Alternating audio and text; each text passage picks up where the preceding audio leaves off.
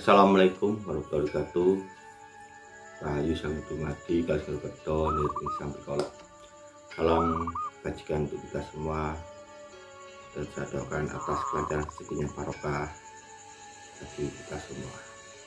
Pada kesempatan kali ini saya akan mengulas tentang garis tangan dan cara membaca garis tangan secara singkat. Dan apa yang saya sampaikan apabila adanya kekeliruan atau kesalahan atau mungkin perbedaan keyakinan, saya mohon maaf sebesar-besarnya dan semua saya kembalikan kepada keyakinan masing-masing. Sejak dulu membaca garis tangan atau palmistry dinilai sebagai salah satu metode ampuh dalam memprediksi nasib. Hal itu mencakup asmara, pekerjaan hingga karakteristik. Metode ini juga dianggap lebih akurat dibandingkan teknik ramalan lainnya. Mengutip pada buku Pandai Membaca Garis Tangan yang ditulis Nasaruddin tahun 2008, garis tangan bukan sesuatu yang statis atau tidak berubah. Garis ini dapat berubah akibat perubahan sifat seseorang. Tangan kanan dan tangan kiri menunjukkan gambaran yang berbeda. Tangan kiri menjabarkan cerminan dari diri dengan jujur, sedangkan tangan kanan mencerminkan usaha seseorang dalam menjalankan hidupnya. Ketika hendak membaca garis tangan, seorang palmistry mengutamakan pada tangan kiri, sebab informasi utama terletak di tangan kiri. Bagi Anda yang penasaran, ada cara membaca garis tangan yang telah dituangkan dalam tulisan oleh Maman Permana tahun 2010 yang berjudul Membaca Cepat Rahasia Garis Tangan dan Wajah. Cara membaca garis tangan yaitu dimulai dari garis tangan kehidupan. Garis tangan kehidupan adalah garis penting yang mampu menceritakan kehidupan si pemilik tangan.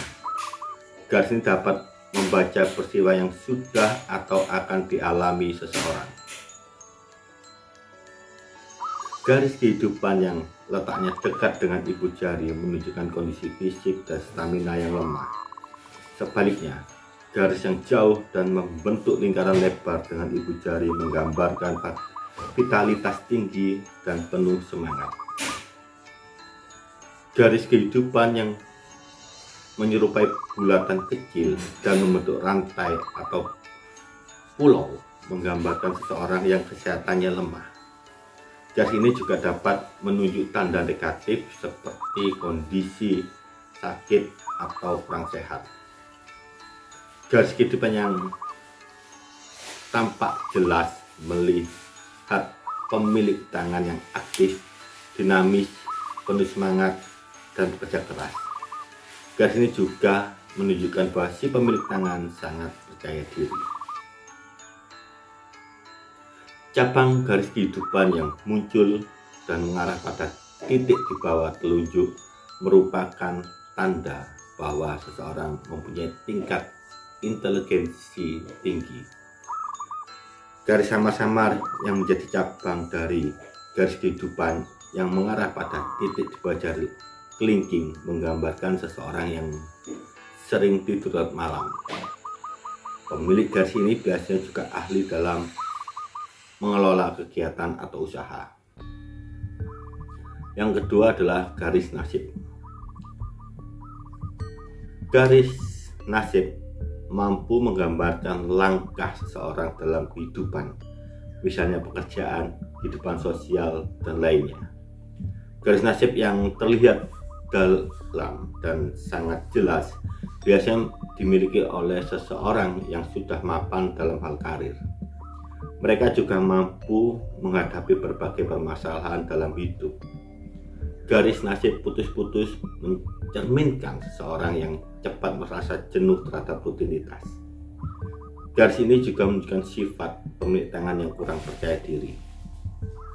Garis nasib bercabang yang cabangnya mendekati bawah jari manis menandakan seseorang mengalami kemajuan akibat bantuan dari orang lain, misalnya pasangan, teman, guru, dan lainnya. Sementara itu, cabang yang mengarah pada titik di bawah jari kelingking menandakan hal baik yang akan terjadi. Bulatan kecil pada garis nasib mencerminkan seseorang yang tidak beruntung dalam hal karir dan keuangan. Ini juga bisa berarti kondisi fisik yang lemah, sehingga kurang produktif dalam pekerjaan. Yang ketiga, garis pikiran.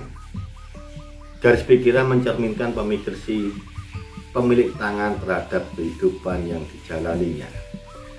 Garis pikiran panjang menunjukkan seseorang yang ulet dan tenang dalam berpikir. Orang ini biasanya berpikir dalam waktu yang lama agar tidak salah mengambil keputusan. Garis pikiran pendek mencerminkan sosok yang cepat dalam mengambil keputusan. Orang ini enggan terpaku dalam satu masalah. Pola pikir mereka juga sangat sederhana.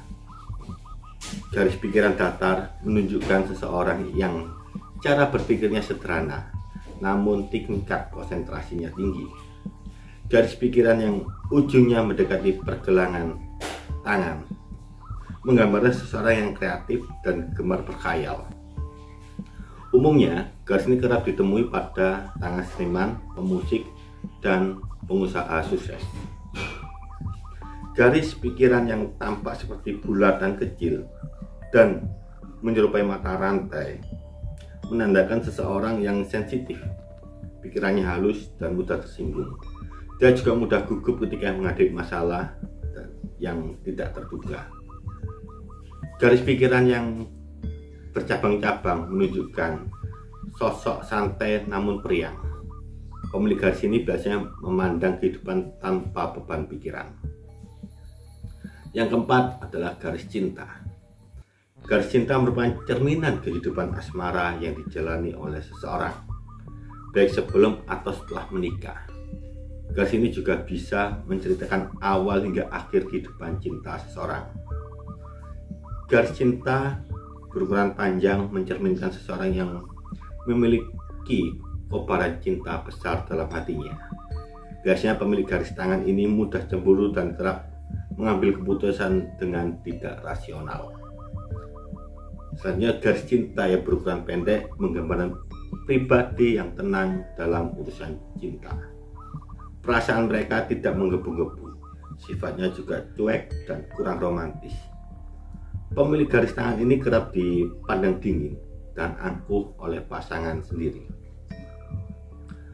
Garis cinta yang cenderung datar menandakan seseorang yang pasif dalam hubungan cinta.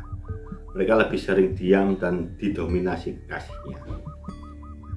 Dan terakhir, garis cinta melengkung menunjukkan seseorang yang romantis, lincah, dan aktif dalam urusan cinta.